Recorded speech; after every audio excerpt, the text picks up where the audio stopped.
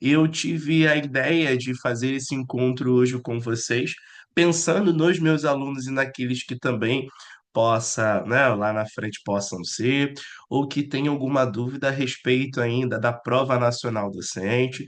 Então, o meu objetivo aqui hoje é simplesmente ajudar vocês nessa nova missão que o governo federal estabelece aí para todos que são professores, tá? Então nós vamos falar um pouquinho hoje da PND, da Prova Nacional Docente. E aí o meu objetivo aqui mesmo é só discutir alguns aspectos referentes a essa prova, né, aspectos basilares, tirar as dúvidas de vocês, né, se alguém ainda não conseguiu compreender bem o que que é essa prova e depois eu vou falar da parte discursiva, que acredito que seja aí, né, uma dúvida bem constante de vocês, tá bom? Eu vou pedir que vocês, por gentileza, liguem o microfone caso queiram perguntar, ou escrevam no chat. É um momento de troca, de partilha mesmo. Eu estou aqui para tentar ajudar vocês. Né? Daquilo que eu não souber, eu vou pesquisar e depois dou o retorno no grupo, porque muita coisa ainda com certeza será divulgada, retificada, complementada, porque é a primeira vez que o governo federal vai fazer aí, né, a prova nacional decente, tá? E quem vai organizar é o INEP, tá? É sobre a responsabilidade do INEP, o mesmo que faz aí o Enem, né, o ENAD, enfim. Tá ok? Todo mundo então consegue me ouvir bem, pessoal? O som tá bacana, a câmera, tá todo mundo acompanhando aí a gravação, né, a tela. Lança o ok aí para mim, por gentileza, tá? Para que eu possa seguir aqui. Beleza, Helena, obrigado, obrigado mesmo. Bom, o que que eu quero conversar com vocês inicialmente? Vou apresentar o cronograma da PND, tá? Eu sei que muitos de vocês já viram, alguns estão aqui caindo de paraquedas, né, pela primeira vez. Então, nós já temos o período, né, de solicitação de isenção, a taxa de isenção já está aí disponível para vocês até dia 4 de julho. Depois nós temos um período bem curtinho de inscrição, do dia 14 até o dia 25 somente. Eu acredito que poderá prorrogar, óbvio, né? Mas não vamos contar aí com o ovo lá na galinha que vocês sabem, né? Então, a nossa obrigação é realizar a inscrição do dia 14 até o dia 25. Professor, eu ainda estou pensando se eu vou fazer a PND. Eu recomendo que você faça. Não pense, porque você pode se arrepender futuramente, tá? Eu já vou explicar mais ou menos como que isso vai funcionar. Depois nós temos uma solicitação de atendimento especializado em nome social, para quem tiver. Temos o pagamento da taxa de inscrição. Isso aqui é bem importante, né? Porque até o dia 31 de julho você pode pagar essa taxa. Depois nós temos aí a aplicação da prova, que é no dia 26 de outubro.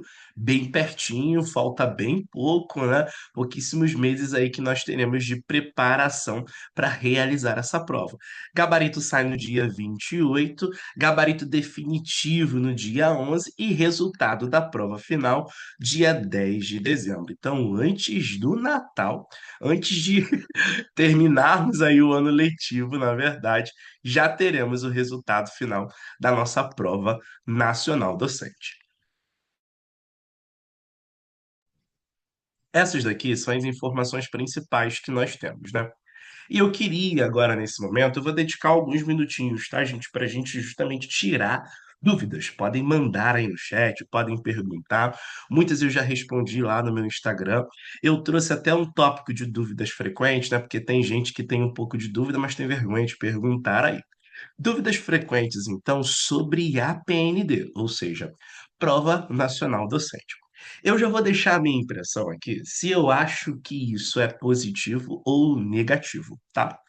Eu gosto muito de explicar para os alunos que a PND nada mais nada menos é o Enem dos professores agora.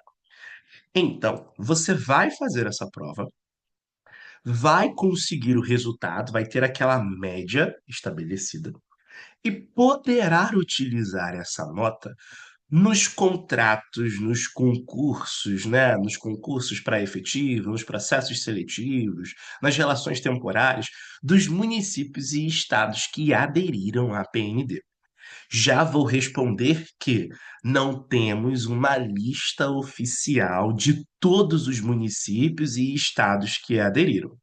Sabemos, né, lá do dia 17 de abril, mais ou menos, que já tínhamos a metade do país, né, na quantidade aí de estados que tinham aderido, e mais de 1.100 municípios também que aceitaram a PND.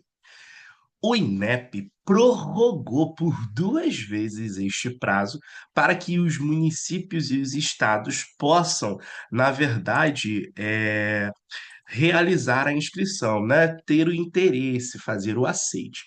Então, nós ainda estamos num período, né, de aceite. O INEP abriu mais uma vez e falou assim: olha, se você é o estado, se você é o município que ainda não aderiu, nós prorrogamos. Você ainda tem tempo para usar a PND. No momento em que esses municípios e estados aceitam a PND, eles precisam publicar nos seus diários oficiais o processo de tramitação com essa nota. A prova em si é só uma prova. O INEP vai te dar só uma nota. E com essa nota, você vai usar para o estado e para o município que você desejar, desde que este tenha realmente aderido à PND. Tá? Se ele fez o aceite, ele está dentro dos parâmetros, ele vai estabelecer no diário oficial o que fará com esta nota. Se ele será utilizado, a nota será utilizada para um processo seletivo, se será utilizada para concurso público de cargo efetivo ou se será utilizada para a relação de cargos temporários, ou para qualquer um dos dois, qualquer um dos três. Ele vai estabelecer. Então, é o município e o estado que tem esta autonomia, tá? A nota, ela pode ser única. Então, a nota pode ser o único critério que o estado ou o município definiu, mas também pode ser um critério complementar. Por exemplo, a PND, né, alguns municípios podem utilizar como uma prova de títulos, pode dar uma pontuação a mais para o candidato que fez a PND, pode usar como uma etapa de classificação, uma etapa de eliminação. Cada município e estado vai, na verdade, organizar o seu certame, o seu edital, de acordo com as suas, né, opiniões, observações, organização administrativa mesmo.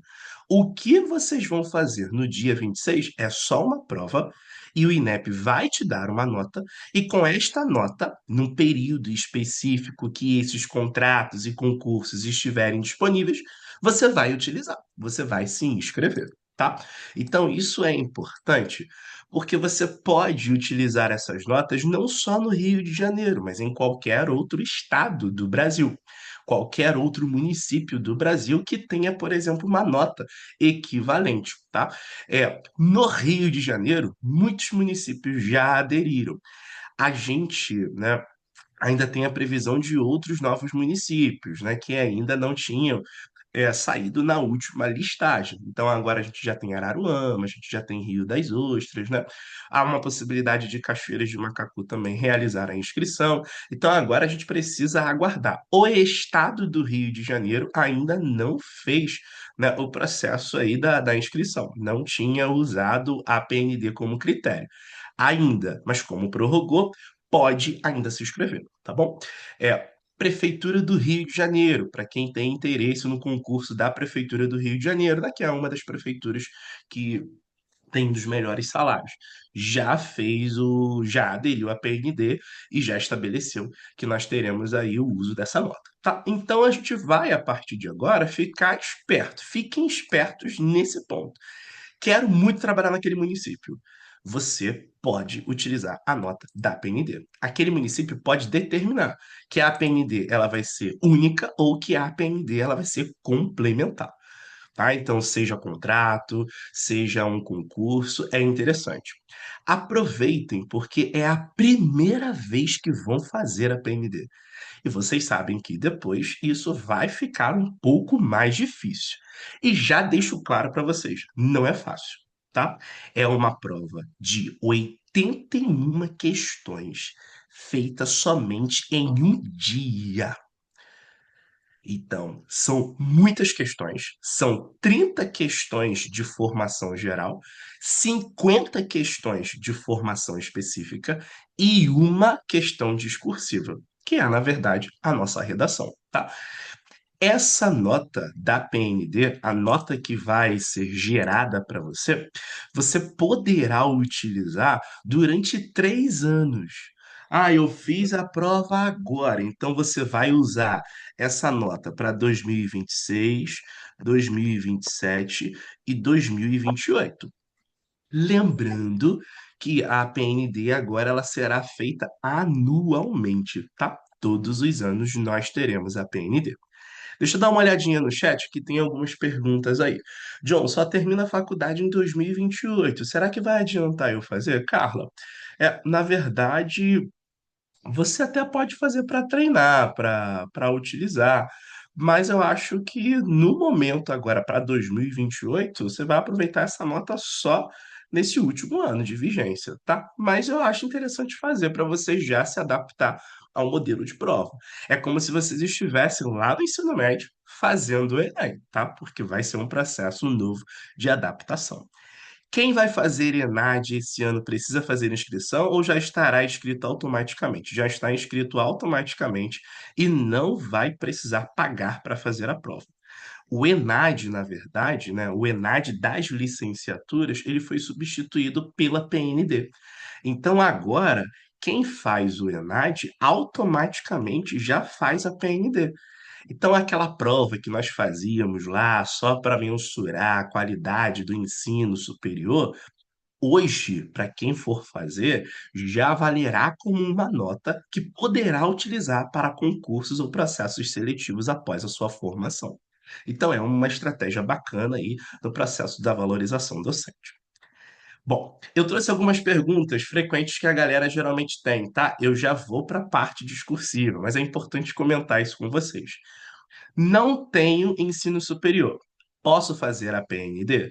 Não. A prova nacional docente é só para quem tem graduação, só para quem tem licenciatura. Estou cursando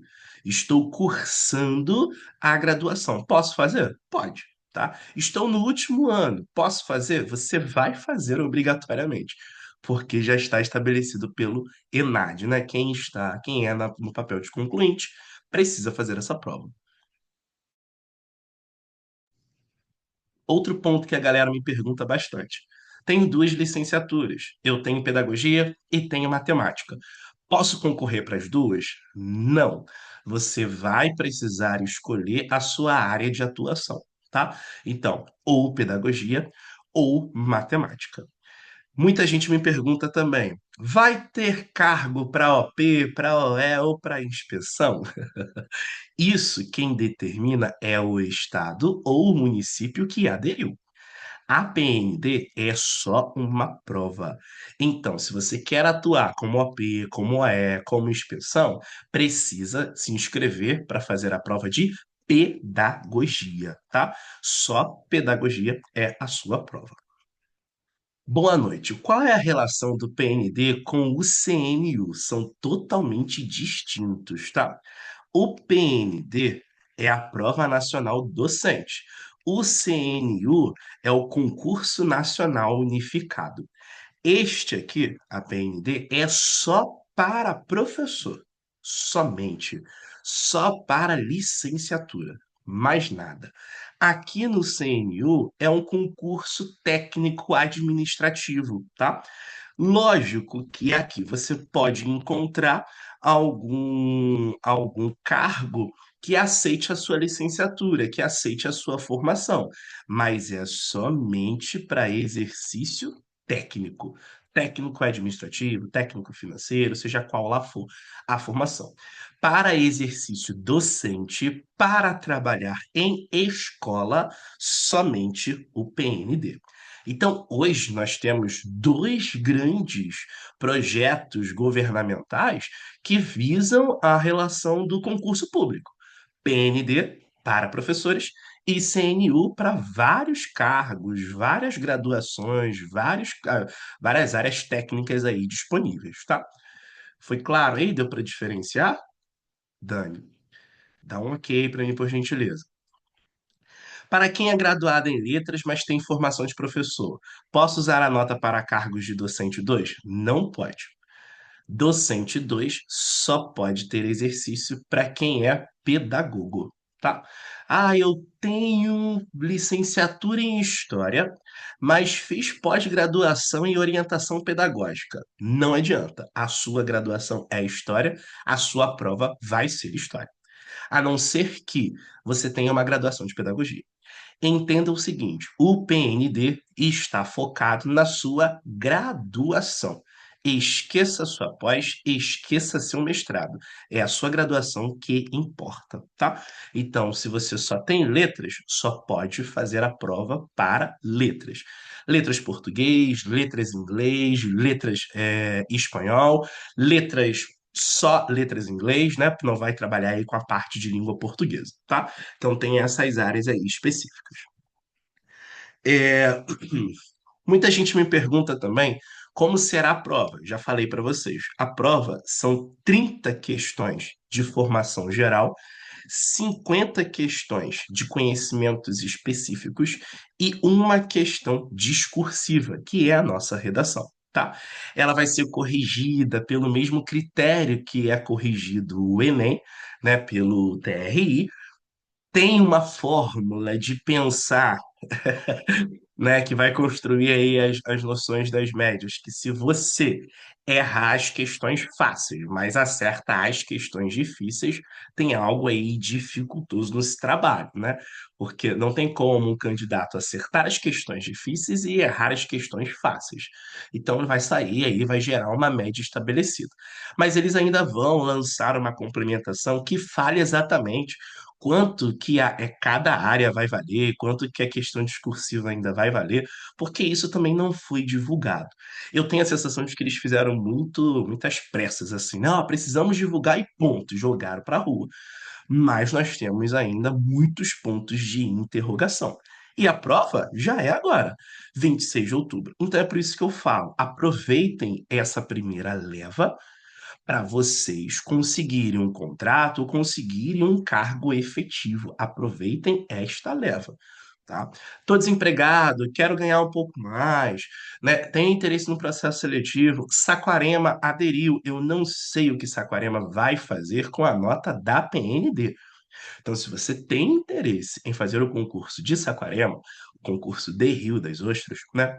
O concurso da Prefeitura do Rio de Janeiro, faça a PND, porque possa ser que usem a PND como única nota ou com uma nota complementar. Tá? Então, quem fez a PND consegue tantos pontos, quem fez a PND já garante não sei quantas questões, então é interessante vocês fazerem, tá? Cada município vai organizar da sua maneira. Até aqui tudo bem, pessoal? Vocês estão conseguindo entender, sim ou não? Dê um retorno aí para mim, por gentileza. Coloca o OK na tela, por favor. Porque só eu falo, vou falando, vou embora, né? E não sei se vocês estão conseguindo captar bem. Alguém tem alguma dúvida específica? Alguém quer perguntar algo? Pode ligar o microfone ou pode falar no chat, tá? Até aqui tudo certinho. Então, beleza. É esse tipo de discussão que a gente precisa ter. Então, conselho, faça a PND. Tem graduação? Vai fazer a APND, tá? Então, assim, professor, eu tô meio indeciso. Cara, não entra na indecisão. Eu não sei nem se eu vou estudar para fazer essa prova. Tudo bem. Tudo bem, eu vou eu vou respirar, tá? Mas faça a prova. Não saiu ainda, Mônica, o mínimo de acertos, né? Mas acredito que não tenha, é uma média. Ele vai disponibilizar a média. Ele vai corrigir todas as provas e todas as redações. Tudo será corrigido. É igual ao Enem, ele vai corrigir tudo, tá? Então não vai ter essa questão aí de se você foi reprovado, se você foi, né, desclassificado, tá bom? Bom, outro ponto que eu quero comentar com vocês. Vamos lá. Olha, tópico de formação geral. Isso aqui é para todo mundo. Ah, eu sou formado em música, vai cair na tua prova. Eu sou formado em geografia, vai cair na tua prova. Eu sou formado em inglês, vai cair na sua prova. Se você é professor, você tem licenciatura, esses são os tópicos da formação geral. E aqui você vai encontrar 30 questões mais uma discursiva. A sua discursiva vai partir daqui. As 30 questões objetivas vão partir daqui. E é realmente tudo tópico referencial, teórico e metodológico da graduação. É no modelo do ENAD mesmo, tá? Então, eu quero falar uma coisa para vocês. Já adianto, não espere uma prova pequena, porque não será. Não espere uma prova tranquila, porque não será. Esperem uma prova longa, cansativa e com muito texto. É isso que acontece. Eu não sei se vocês já fizeram o ENAD. Quem já fez o ENAD sabe como esta prova é, né? Então, eles vão manter aquela mesma proposta, aquele mesmo padrão. Mas é aquilo. Deem o melhor de vocês. Procurem tirar a maior média. Não se sabe o que ocorrerá dentro desses 3 anos com a nota que você tirar, tá? Então, eu não sei o que eles vão fazer daqui a 3 anos com essa nota. Eu não sei se todos vão querer fazer a PND e a concorrência pode diminuir, ou a concorrência também pode aumentar.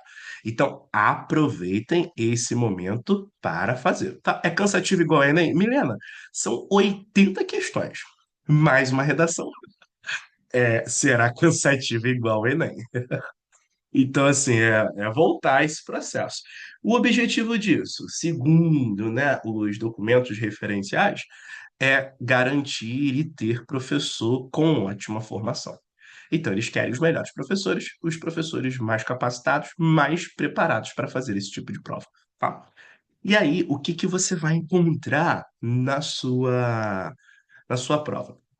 Filosofia da educação, história da educação, sociologia da educação, psicologia da educação, teorias pedagógicas, didáticas e metodologias de ensino, teorias e práticas de currículo, políticas públicas, organização, financiamento e avaliação da educação básica, metodologia de pesquisa em educação e ensino, tecnologias da comunicação e informação nas práticas educativas, letramento científico, educação especial e inclusiva, Libras, cultura e identidade surda, identidade e especificidade do trabalho docente, planejamento e avaliação do ensino e da aprendizagem, práticas educativas para o processo de aprendizagem de crianças, adolescentes, jovens e adultos.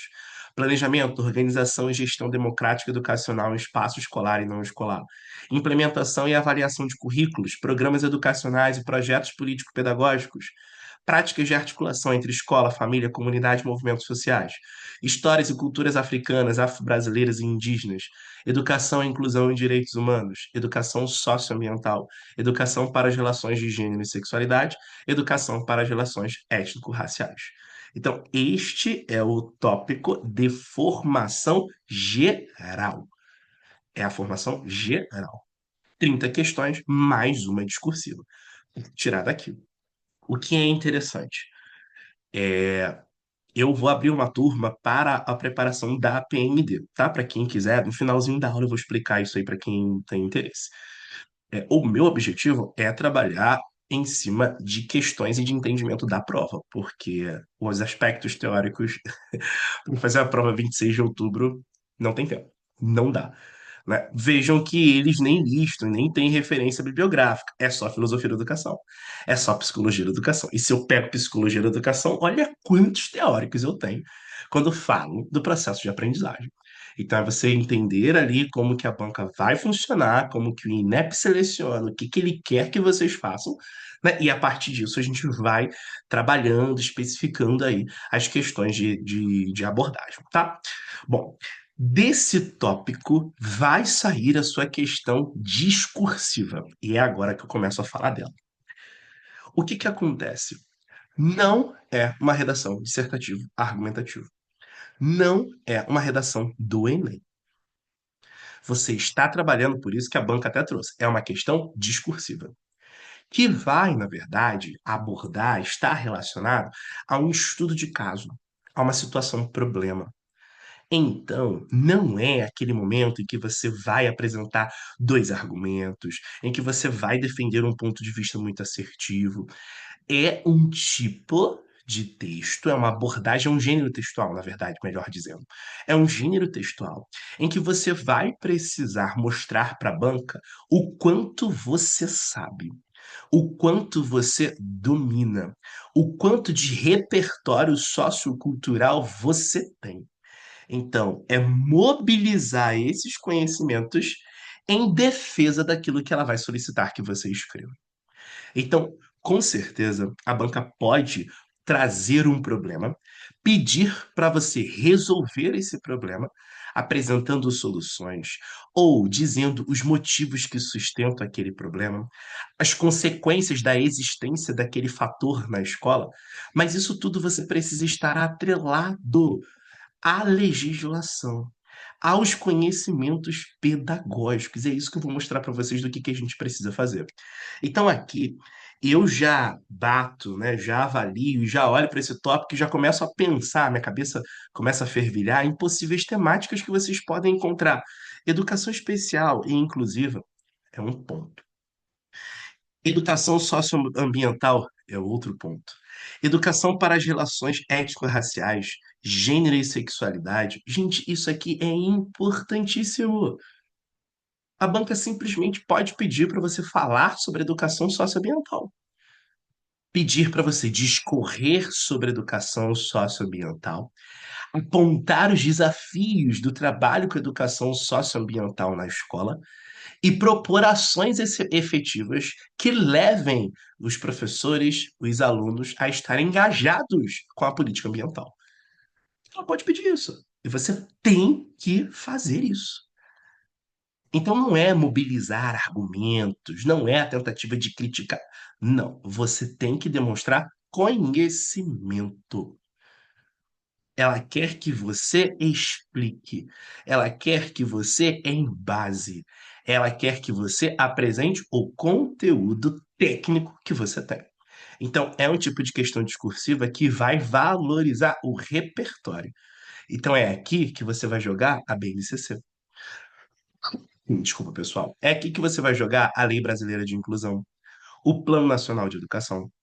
É aqui que você vai falar, né, dos preceitos que norteiam a proposta pedagógica, das abordagens do projeto político pedagógico, de Libânio, de processos que envolvam a avaliação da Jussara Hoffmann, do Lucchesi. É você trazer conhecimentos que embasam aquilo que a banca vai solicitar de você. Então, não é um texto dissertativo argumentativo. Ele tem um caráter mais, inclusive, expositivo, né? Mas ali você vai apresentar uma ideia, uma opinião. Mas lembrando, toda opinião apresentada nesse texto precisa ter embasamento, tá? Então é uma tentativa aí de você olhar o que o referencial diz e trazer aquilo que a banca está solicitando. Eu vou aprofundar um pouquinho mais sobre isso, tá? Bom, teve alguém que perguntou aqui, poderia, por gentileza, informar os municípios que já aderiram? Eu fiz essa postagem lá no nosso WhatsApp, mas eu dou leio aqui para vocês rapidinho, só para vocês saberem. Areal, Arraial do Cabo, Bom Jesus de Itabopuana, Campos dos Goytacazes, Cantagalo, Carapebus, Cardoso Moreira, Casimiro de Abreu. Tinham municípios que eu nem sabia que existiam no Rio de Janeiro, né? Eu não sei se vocês também tiveram essa impressão. Cordeiro, Engenheiro de Paulo Frutim, Iguaba Grande, Itatiaia, Japeri, Macuco, Magé, Mendes, Nilópolis, Nova Iguaçu, Paraíba do Sul, Paraty, Petrópolis, Pinheiral, Piraí, Queimados, Quissamã, Resende, Araruama, Rio Bonito, Rio das Flores, Rio de Janeiro, município são Fidélis, São José de Ubá, São José do Vale do Rio Preto, São Pedro da Aldeia, Sapucaia, Saquarema, Silva Jardim, Tanguá, Teresópolis, Trajano de Moraes, Três Rios, Valença e Vassouras, tá? Isso é o que nós tínhamos até dia 17 de abril. Lembrando que o INEP prorrogou mais uma vez e os municípios e os estados têm até o dia 10 de julho para aderirem, tá? Então, possa ser que essa lista tenha crescido um pouco mais. Até aqui tudo bem, pessoal? Falem comigo, por favor. Tudo certo? Alguém tem alguma dúvida? Eu vou precisar desse feedback de vocês, tá? Então, lança o ok na tela aí, por favor. Fala aí, ok, professor, tranquilo. Tá caminhando. Beleza, beleza. Eu tô um pouco resfriado ainda, né? Então, minha voz tá bem rouca. Beleza, beleza, então. Vamos lá. O que que a gente precisa entender a respeito dessa questão discursiva, tá? Agora, se vocês tiverem dúvidas, perguntem, tá? Coloquem aí no chat, pode ligar o microfone, não tem problema algum. Como será a questão discursiva? Ela tem esse nome, não tem nome de redação, né? Mas vejam, é uma questão discursiva em que possui 30 linhas. Então, você, dentro de 5 horas e meia, tá? A prova tem duração de 5 horas e meia. É isso aí, 5 horas e meia de prova.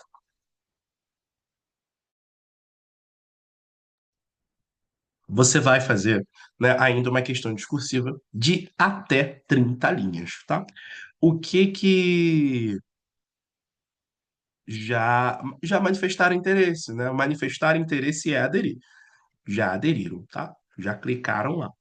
A gente precisa agora acompanhar o processo que eles têm de fazer de publicação no Diário Oficial, tá bom? Como será a questão discursiva? Então, nós temos aí uma prova de 30 linhas que vocês precisam fazer, tá? Professor, qual é o mínimo? A banca não trouxe, tá? Ela trouxe o máximo. Mas eu vou recomendar a vocês que o mínimo são 25 linhas. Para mim, o ideal, inclusive dentro da temática que vocês vão encontrar, são 27 linhas. Então, escrevam até 27 linhas, 28, 29 ou 30 e tá super tranquilo, tá? Tá super de boa. Bom, o que que a gente precisa compreender nessa proposta? A questão discursiva, ela vai girar em torno de uma situação-problema, de um estudo de caso. E a banca vai avaliar essa sua resposta à situação-problema com seguintes critérios estabelecidos: coerência, no momento da interpretabilidade, de perceber que aquilo que você escreve é possível de compreender, né? É legível, é inteligível, a coesão, se você tem encadeamento entre as ideias, entre os parágrafos, entre os períodos estabelecidos, se você faz uso de estratégias argumentativas, e quando eu me refiro aqui às estratégias argumentativas, é no sentido, especialmente, de você usar argumentos de autoridade, de você criar estratégias de exemplificação. Porque é importante que você mobilize o repertório sociocultural. É importante que você apresente conhecimento pedagógico e conhecimento legal, e que também, quando for solicitado ou quando for possível, apresente exemplos concretos do chão da sala de aula, né, da realidade educacional brasileira. A banca também vai avaliar o vocabulário, o uso das suas palavras e a gramática. Crase, regência, concordância, vírgula, colocação pronominal, acentuação, todos esses quesitos aí que giram, né, a favor da norma padrão.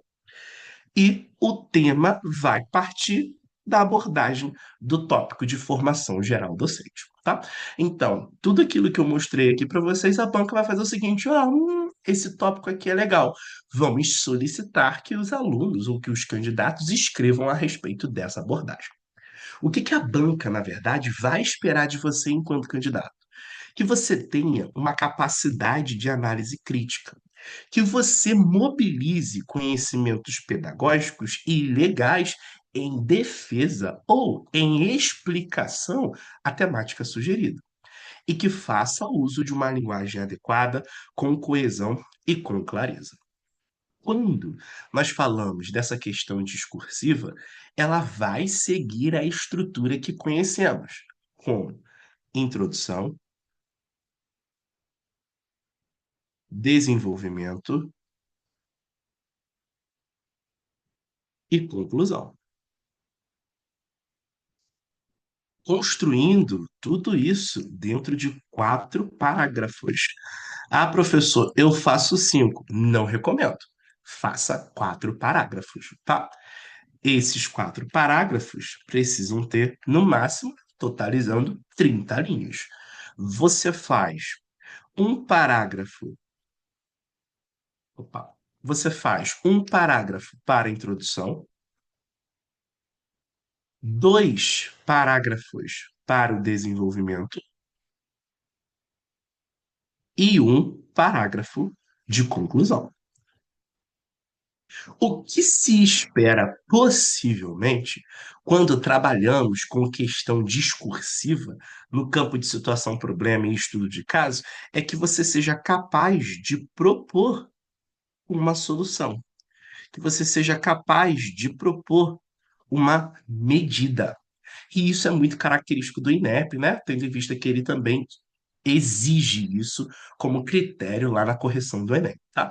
Então, no curso, né, para quem vai fazer a parte, o curso discursivo comigo, a gente vai aprofundar bastante nessas construções, de como propor uma boa solução, de como propor uma boa medida, quais são os elementos centrais ali que não podem faltar numa escrita, né, para atender aquilo que a banca quer como critério, tá? Então, recapitulando, é uma questão discursiva que você tem que escrever em até 30 linhas dentro de um escopo de introdução, 1 parágrafo, desenvolvimento, 2 parágrafos, conclusão, 1 parágrafo, totalizando 4 parágrafos ao todo. Vai exigir uma capacidade de análise crítica, precisa trazer conhecimento pedagógico legal e o uso de uma linguagem adequada com coesão e clareza. Até aqui, pessoal, tudo bem? Alguém quer perguntar alguma coisa? Aproveite agora, é o momento. Pode ligar o microfone, pode escrever no chat. Se não tiver nenhuma dúvida, e caso eu possa seguir, coloque o OK na tela aí, por gentileza. Não estou na aula presencial, não vejo o rosto de vocês, não sei como está sendo, então eu preciso desse feedback aí, por gentileza, tá? Beleza, então. Bom, e aí? Nós temos um perfil muito característico, né? Quando eu falo desse perfil característico, é o tipo de tema que vocês vão encontrar. A banca vai trazer, né, esse tema no sentido de ser uma situação-problema. Você vai encontrar uma situação-problema. E ela vai descrever. Interpretem o que eu vou dizer para vocês. A banca vai dizer o que você precisa escrever. A banca vai dizer o que você precisa escrever, tá? Então, não é para fazer uma redação sobre a educação especial no Brasil hoje. A banca vai dizer o que você precisa escrever. Explicite sobre o conceito de educação especial e educação inclusiva. Apresente os desafios de efetivar a educação inclusiva na prática. Proponha 2 ações em que a equipe pedagógica da escola convença ou execute práticas inclusivas com os professores e alunos. Ela vai dizer o que precisa ser feito. tá? Então, não se assustem, porque vai ser um tema da nossa prática, do nosso contexto mesmo de sala de aula, então nada fora do normal. Você vai conseguir escrever sobre, porque com certeza você já vivenciou ou já viu alguém vivenciar, e você precisa atender aquilo que for solicitado, tá? Então, entendam, ela vai dizer o que você precisa escrever. Você só tem que ter uma capacidade, que é o que a gente vai discutir muito no curso, eu vou discutir isso muito com vocês hoje, que é uma capacidade de organização textual. Por quê, professor? Como assim uma capacidade de organização textual? Ela vai dizer para você o que precisa ser dito, o que precisa ser escrito, o que precisa ser colocado no texto. Mas aí você vai perguntar: como que eu coloco? Onde que eu escrevo? Como que eu faço uma introdução assim? Como que eu faço um desenvolvimento dessa forma? É aí que vai, na verdade, entrar o seu domínio técnico. É de pegar aquilo que a banca solicitou que você escrevesse e organizar dentro da proposta textual, tá? Alguém perguntou aqui: teremos de colocar título? Eu acredito que não, não tem uma informação sobre isso no edital. Mas, como é o INEP e o Enem também não tem exigência de título na redação, e quando nós falamos de situação problema, estudo de caso também não tem a exigência de título, acredito que não tenha título, tá? Se tiver, a banca também vai pedir que você dê um título, tá? Mas acredito que não tem. Então é menos um fator aí para a gente pensar, tá? Bom, nessa situação problema, o que que a banca vai fazer com vocês? Ela vai trazer uma narrativa contextualizada. Então, é um problema, né, que acontece ali numa escola, numa comunidade escolar, numa secretaria de educação, no município ou na sociedade brasileira. Ela vai pegar uma relação contextual, vai direcionar o desafio e conflito a ser resolvido. Olha, nós temos um problema. Neste lugar há um problema. Neste lugar há um desafio. E aí, também vai direcionar para você uma pergunta que exige uma resposta fundamentada. E quando eu falo de fundamentação, é repertório. Então, aqui, você precisa trazer Constituição Federal, você precisa trazer Plano Nacional de Educação, você precisa trazer o Estatuto da Criança e do Adolescente. Tem que mobilizar os conhecimentos legais de educação que você tem. Então, esse é o tipo de perfil característico que vai aparecer na sua prova. Como exemplo, nós temos aqui o seguinte: em uma escola pública de ensino fundamental, a equipe pedagógica identificou que alunos do terceiro ano apresentam dificuldades significativas em leitura e escrita. Após a análise, observou-se que não há registros sistemáticos de avaliação diagnóstica e que as estratégias didáticas utilizadas são pouco diversificadas. Além disso, o clima entre os docentes é de desânimo e certa culpabilização. Ó, esse aqui, isso é uma situação problema. É uma situação problema apresentada para você. Então, analise a situação problema. Veja as palavras-chave. A partir dela, você já começa a pensar em repertórios e possíveis ideias e possíveis argumentos que vão consolidar a sua escrita. No sentido de, se eu percebo que é lá no terceiro ano, vejam, o terceiro ano, a gente entende, interpreta que já era para existir o quê? A consolidação da alfabetização. Concordam comigo, gente? Sim ou não? Aqui já era para estar consolidado. Por que que já era para estar consolidado? Porque a BNCC vai dizer para mim que essas crianças precisam estar alfabetizadas até o segundo ano. Ponto. Esses alunos apresentam dificuldades significativas em leitura e escrita. Então, que tipo de cidadão é este que eu tenho que ainda no terceiro ano tem dificuldade na leitura e na escrita? Após a análise, né, depois de olhar essa turma, observou-se que não há registro sistemático de avaliação diagnóstica. Não tem um registro de avaliação diagnóstica sobre esses alunos. Olha o problema. Vejam, isso que é uma situação problema. A banca está trazendo o caos instaurado para você.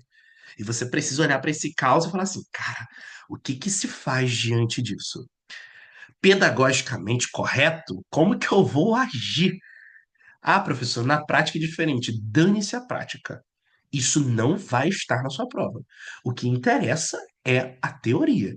Então, se a teoria diz uma coisa, é isso que você vai seguir e é isso que você vai determinar, tá? Então, se não tem registro de avaliação diagnóstica é uma análise que a gente faz no início, é uma análise inicial. É a estratégia de sondagem, é a estratégia de mapeamento das dificuldades e potencialidades da turma. E concordam comigo que a avaliação diagnóstica é tipo de avaliação? Porque existem outras. Quais são os outros tipos de avaliação mesmo, pessoal? Isso, eu tenho a formativa e tenho a somativa. E se eu for uma abordagem mais contemporânea, eu tenho até a mediadora, né? Que é a de Jussara Hoffmann. Então vejam, eu estou percebendo que essa turma de terceiro ano não consolidou a alfabetização. Percebo que não tem registro de avaliação diagnóstica desses alunos e ainda tem estratégias didáticas que não são diversificadas. Ou seja, não atinge a todos. Logo, as pessoas não desenvolvem, logo, essas crianças vão continuar tendo dificuldade de leitura e de escrita. E para piorar, o clima entre os docentes é de desânimo e de culpabilização. Diferente do que a gente vê, diferente do que você já passou ou vê o seu colega passar, não, é a realidade. E aí, a banca vai dar um encaminhamento da seguinte forma: com base nos princípios da inclusão escolar e nas diretrizes da educação especial, redija um texto dissertativo indicando como a equipe pedagógica poderia intervir para garantir a participação efetiva dos alunos e promover uma cultura inclusiva na escola. Então, quando eu digo para vocês que a banca vai dizer o que você precisa escrever, é isto aqui. Não é um tema aberto, não é uma abordagem qualquer. Não é um tema que exige argumento um, argumento 2. Não. A banca vai trazer para você o que precisa ser dito. Então, quando eu olho esse encaminhamento, ela quer que você perceba, entenda, lá nos princípios da inclusão escolar, lá nas diretrizes da educação especial, dentro dessa abordagem, então, ela já está reforçando você a mobilizar os conhecimentos pedagógicos e legais de educação. Você vai pensar em como, essa é a palavra-chave, em como a equipe pedagógica poderia intervir para garantir a participação efetiva desses alunos, já que eu tenho um grupo de alunos que ainda não lê e não escreve. E como ela vai promover uma cultura inclusiva na escola? Porque eu também preciso trabalhar com essa relação da inclusão. Porque todos fazem parte do processo educativo. E todos têm direito à educação. Então, qual é o meu maior desafio aqui agora? Eu vou falar para vocês. O maior desafio não é sobre escrever este tema, porque vocês sabem escrever sobre isso aqui. O maior desafio de vocês é como organizar em 4 parágrafos. Concordam comigo? Sim ou não? A dificuldade maior é a organização do que a banca solicita dentro do texto. Por quê? Falar de inclusão escolar e de educação especial, isso aí é uma coisa que a gente fala tranquilamente. E dizer como a equipe pedagógica deveria intervir para garantir a participação efetiva desses alunos, a gente também consegue falar. E como que a escola tem, como que a equipe tem que promover uma cultura inclusiva na escola. Como que isso precisa ser feito? E aí, aqui é pura organização textual. É você entender que existe uma introdução, que existe um desenvolvimento um, que existe um desenvolvimento 2 e que existe uma conclusão. Como que eu vou dar conta de atender o que a banca pediu dentro desse texto? Olhe para o que é solicitado e organizem as propostas. Organize os encaminhamentos. Não é um bicho de sete cabeças. Na sua introdução, você já vai falar o quê? Sobre inclusão escolar. Fala sobre o que é inclusão escolar. Apresente tema. Na introdução, a primeira estratégia que vocês precisam fazer é apresentar o tema. Ah, professor, o corretor já sabe. Não sabe. Se você segue a lógica de que o corretor sabe interpretar o tema, você vai tomar uma rasteira.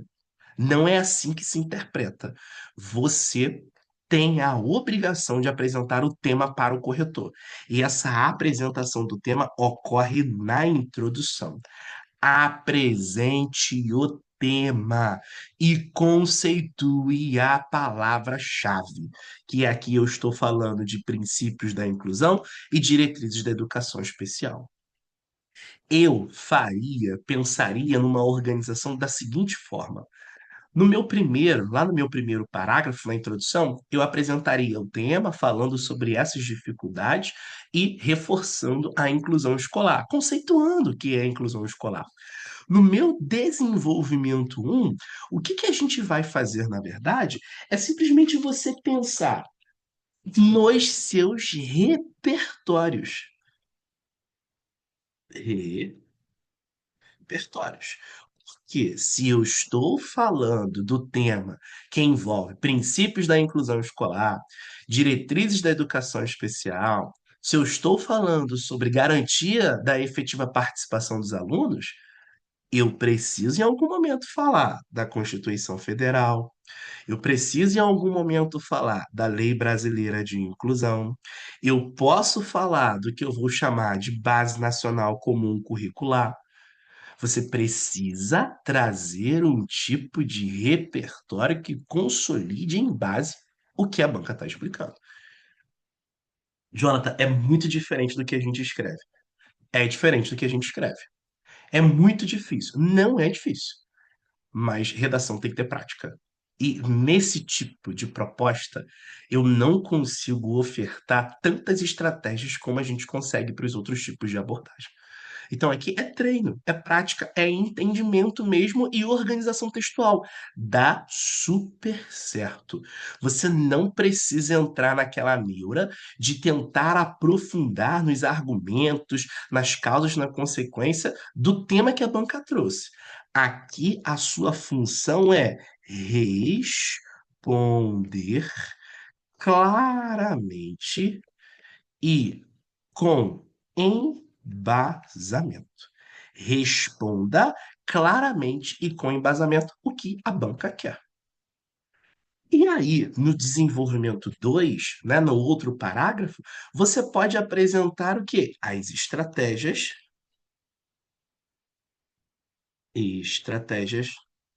da equipe pedagógica para garantir a participação dos alunos. Ah, e na conclusão? Na conclusão, você pode trazer também as estratégias da equipe pedagógica para promover a cultura inclusiva nas escolas. Esse é o modelo fechado de escrita? Não. É uma possibilidade de atendimento ao que a banca quer que você responda. Simples. Ah, professor, eu poderia fazer de uma outra forma? Eu poderia, na introdução, conceituar a inclusão escolar. No desenvolvimento um, falar de estratégias da equipe pedagógica para garantir a participação dos alunos. No desenvolvimento 2, falar das estratégias da equipe pedagógica para promover uma cultura inclusiva nas escolas. E na minha conclusão, só concluir o meu texto? Pode, pode. O que você não pode deixar de fazer? Responder com embasamento e claramente as respostas às perguntas que a banca vai solicitar. Tem que responder. Você tem que procurar uma forma mais clara de organizar esse pensamento e dar uma resposta embasada para a banca. Todo parágrafo é importante que você embase, mesmo que seja mínimo. Mesmo que seja mínimo. Mesmo que aqui você está percebendo que um problema existente nesse tema, nessa situação, é que os alunos não estão tendo o seu direito à educação resguardado, está sendo violado. Então você traz a Constituição Federal, traz a LDB. A LDB não diz que é dever do Estado, da escola, garantir isso? Então tu coloca no texto, cara. Para que eu tenha participação efetiva dos alunos. Então, sugere que a equipe pedagógica apresente aos professores metodologias ativas. Fale sobre metodologias ativas. Cite metodologias ativas. Fale de aprendizagem significativa. Ah, promover uma cultura inclusiva na escola. Sim, fale da Lei Brasileira de Inclusão. Fale do respeito à diversidade, da diferença no espaço educativo, porque é um lugar de formação do senso crítico do cidadão.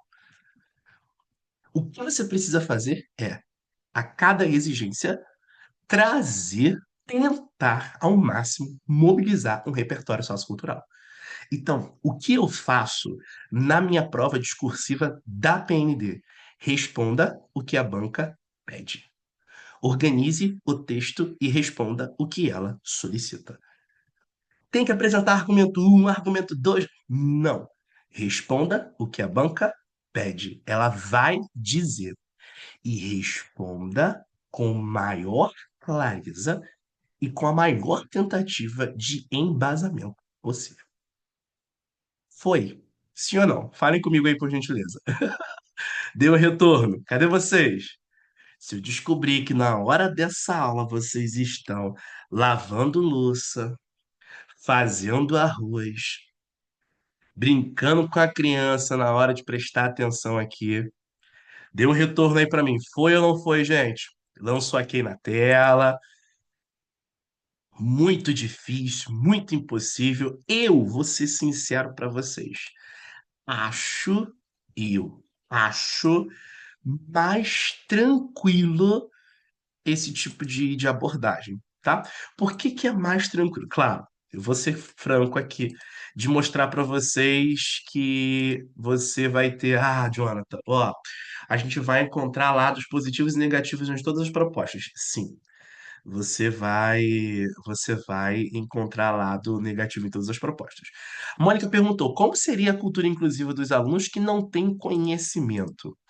Primeiro ponto, Mônica, que é interessante aqui para a gente pensar, é tentar promover essa cultura inclusiva dos alunos que não têm conhecimento. Que tipo de conhecimento esses alunos têm? Porque nem atividade diagnóstica foi feita. Eu não consigo nem piar, nem sondar o nível de dificuldade que a criança tem. Então já errou aí, né?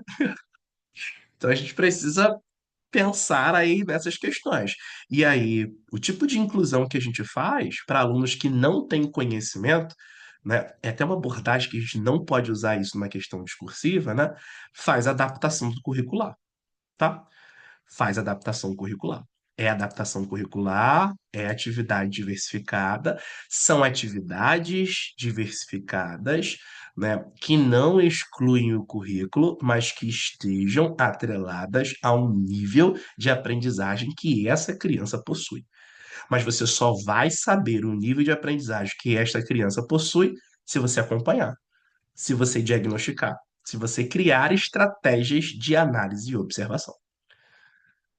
Tá? Então, o que a banca vai pedir para vocês, né? O que o INEP vai pedir é que vocês exerçam o papel de um OP, de um OE, de uma gestão. Que vocês olhem para aquele problema assim e falem assim, cara, o problema instaurou na minha sala de aula. O que fazer? É isso. É o que a banca vai solicitar de vocês. O que fazer?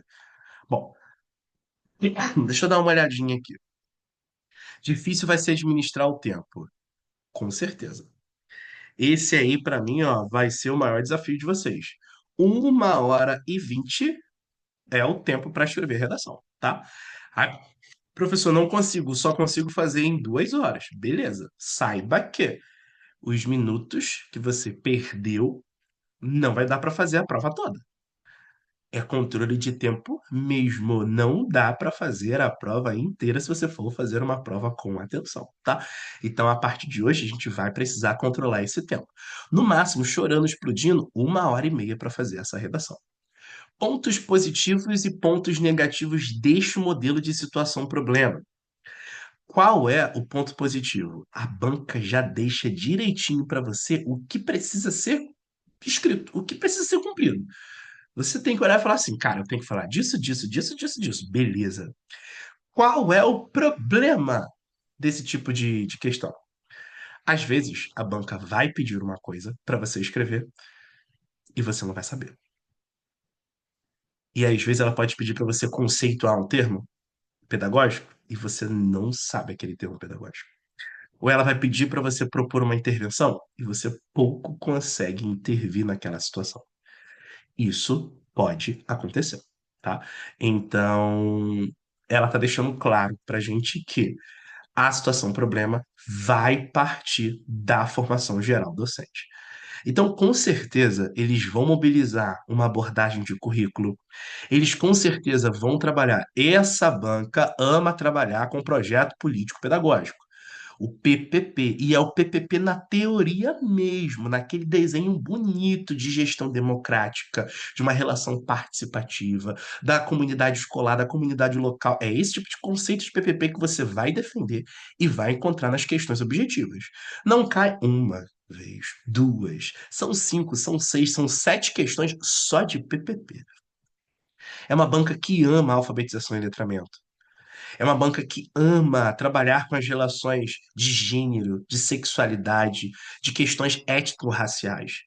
Entendam que é um Enem para professor. Então vocês vão encontrar questões desafiadoras, reflexivas e que elevem a formação humana, tá? Oi, Alessandra, pode perguntar. Vi que você levantou a mão aqui. Oi, professor. O senhor nos indica, se o senhor falou, eu não ouvi, porque eu tinha. Meu Uhum. celular não percebi, descarregou e foi uma confusão para voltar. Então, não sei se o senhor já falou isso, vou perguntar aqui. O senhor nos aconselha a fazer primeiro a discursiva? Olha, o que que acontece? Essa pergunta é sempre clássica, né? A galera sempre, professor, primeira redação ou primeira prova? Quando a gente faz um concurso menor, de 40 questões, de 30 questões, eu sempre falo para os alunos que, olha, depende, né? Depende aí do seu ritmo mesmo. Agora, numa prova de 80 questões, eu recomendo que vocês façam a redação primeiro, tá? Porque fazer 80 questões e depois escrever uma redação vai dar chabu.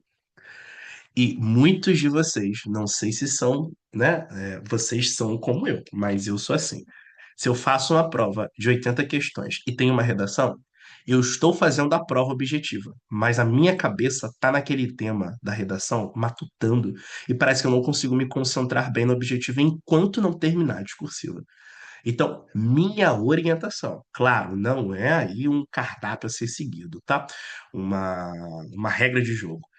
Mas, numa prova de 80 questões, que serão 80 questões que exigirão muita leitura e interpretação, eu recomendo que vocês façam a discursiva primeiro.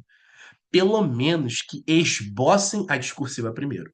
Peguem a folha de rascunho, organizem, vejam a situação problema, organizem textualmente, coloquem as ideias e fechou. Aí depois faz a prova, passa limpo. Ou você já mata ali de uma vez só. Faz o rascunho, já passa a limpo, redação pronta, respira, vai beber uma água, vai ao banheiro, lava o rosto e volta para fazer as 80 questões.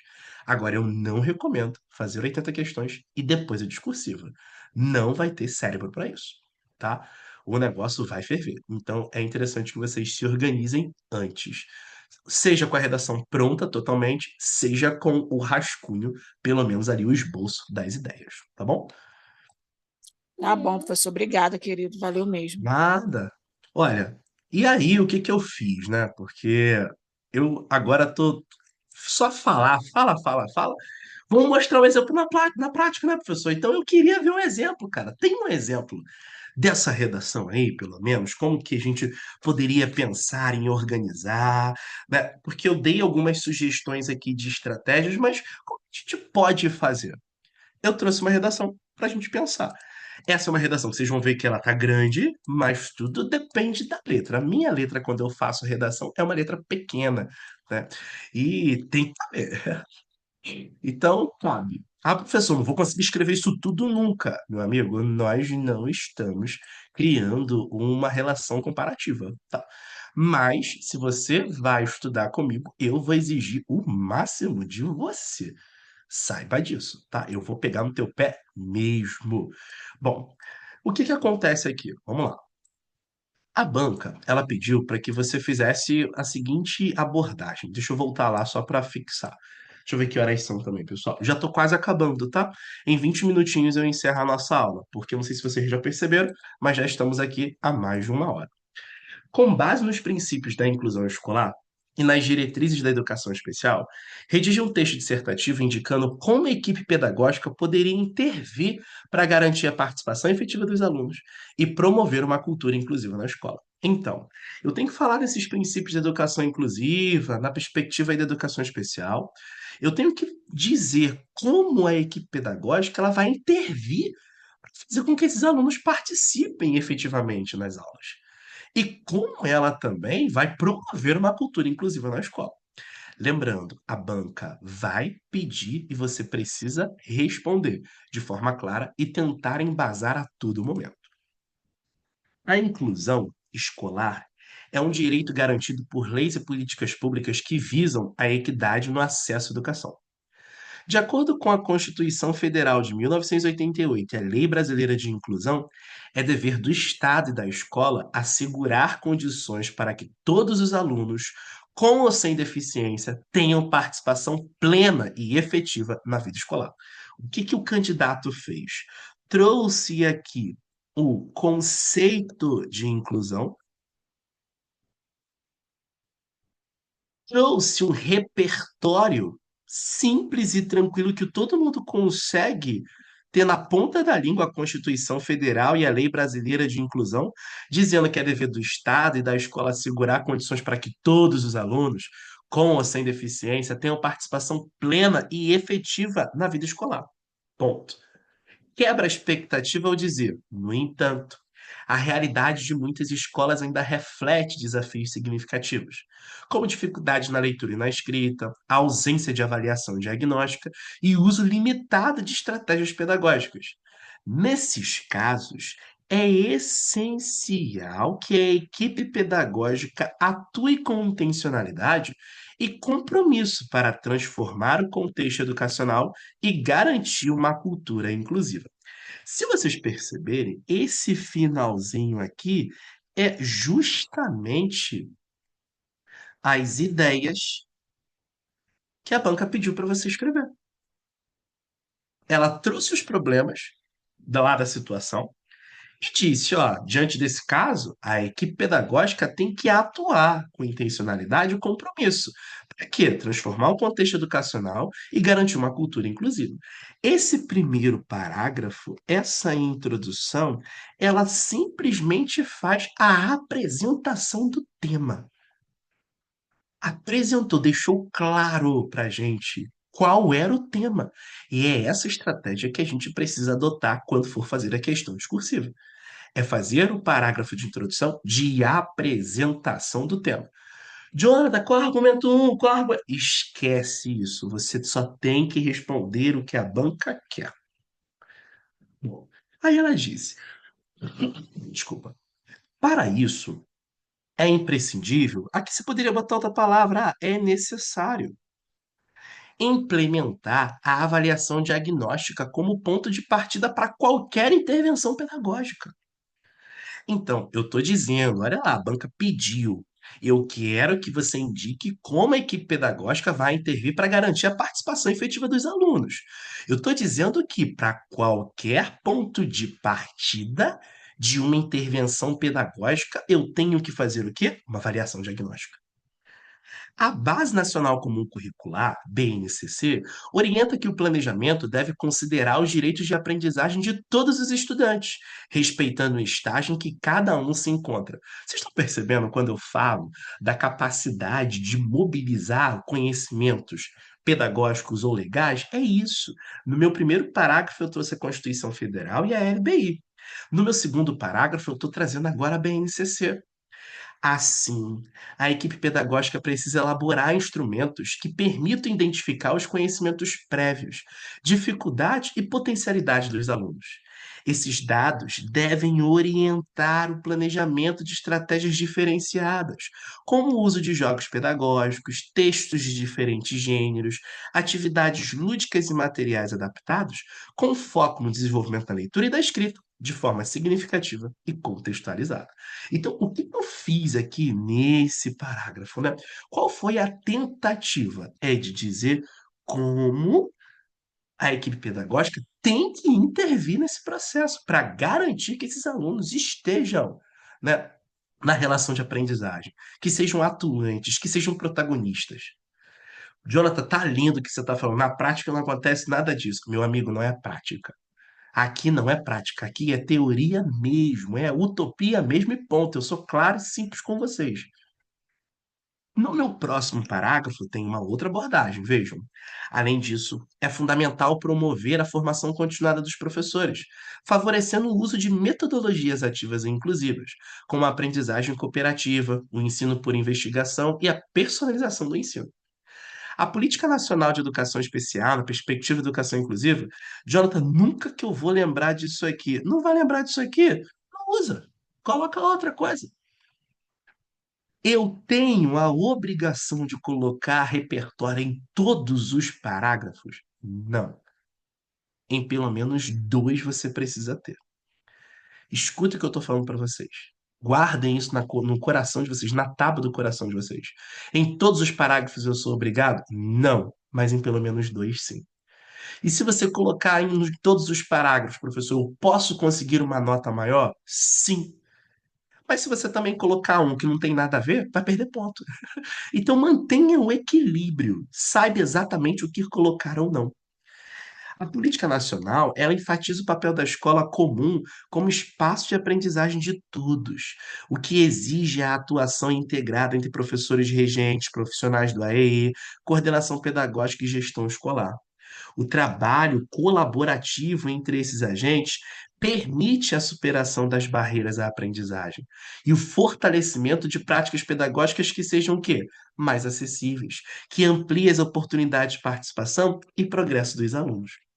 E aí eu venho, portanto, promover uma cultura inclusiva na escola vai além da adaptação de recursos e envolve a construção de um ambiente escolar que valoriza a diversidade como princípio educativo. Inspirados em pensadores como Paulo Freire, que defendiam uma educação dialógica e emancipadora, os profissionais de educação devem garantir que todos os alunos sejam reconhecidos como sujeitos de direitos. A equipe pedagógica tem, portanto, um papel estratégico. Não apenas apoiar os professores, mas liderar um processo de transformação que torne a escola um espaço onde aprender e ensinar sejam experiências possíveis para todos. Fechei o meu texto. Ah, professor, tem palavra muito bonita, tem isso, tem aquilo. Eu não quero que você foque agora na relação vocabular, mas que você entenda como se faz a organização do texto de acordo com o que a banca solicita. É responder o que ela pede. Então, ela pediu para falar sobre inclusão escolar e diretrizes da educação especial? Fale. Ela pede para você dizer como que a equipe pedagógica tem que intervir para garantir a participação efetiva dos alunos? Fale. Como que a equipe pedagógica tem que promover uma cultura inclusiva na escola? Fale. Só fale o que a banca quer que você escreva. Nada mais. Então a gente tem aqui o primeiro parágrafo, faz a apresentação. A gente tem depois os parágrafos de desenvolvimento e, por último, a nossa conclusão. E aí, falem comigo. Foi? Deu para entender? Eu queria só que vocês entendessem a dinâmica do que eu estava falando desde o início. Foi, gente? Sim ou não? Retomem aí, falem, lançam aqui na tela. Tranquilo. Tem mais de 50 pessoas na sala. Aí só a Larissa respondeu. Me parece que que a internet de vocês caiu, né? Assim parece fácil. Mas não é difícil, não, pessoal. Não é tão complexo, tá? Vão por mim. Não é esse bicho de sete cabeças aí, não. Bom, fechei. Acabei a aula, não tem mais o que falar, mas eu vou deixar uma sugestão aí de proposta para você que quer treinar, para você que precisa, né? E para você que precisa treinar, olhou assim e fala, cara, eu vou fazer esse concurso. Eu preciso tirar uma nota boa. Eu quero que vocês saiam da aula de hoje entendendo que vocês precisam tirar uma nota ótima nessa prova. Tire uma nota ótima nessa prova, pelo amor de Deus. Porque daqui a um tempo, esses contratos que a gente faz, né? Eu já fiz muitos contratos, acredito que vocês também, ou algumas pessoas ainda fazem, né? Até hoje. Galera, daqui a pouco esse contrato só vai ser feito pela PND. Aí o dia que o município que você está contratado, né, que já aderiu, falar assim, só vai trabalhar aqui com a nota do PND e você não fez a PND, vai ficar de fora. Ou que você tirou uma nota muito baixa na PND, vai ficar de fora. Pelo amor de Deus, não façam isso. Eu estou aqui para falar para um bem de vocês.